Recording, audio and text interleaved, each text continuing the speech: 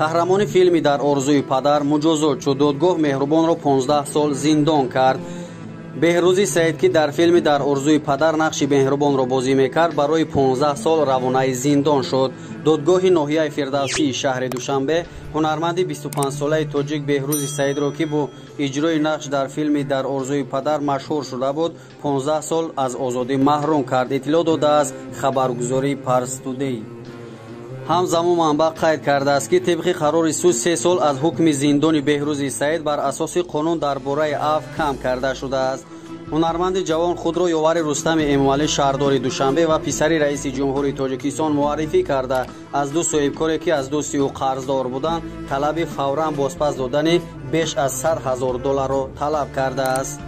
беҳрӯзи саид бо бозӣ дар сериали дар орзуи падар ба коргардонии падараш Саидҷони Қодирӣ шӯҳрати фаровоне касб карда буд. ин сериал дар авоили соли 2000 яке аз пуртарафдортарин сериал дар телевизиони Тоҷикистон ба ҳисоб мерафт.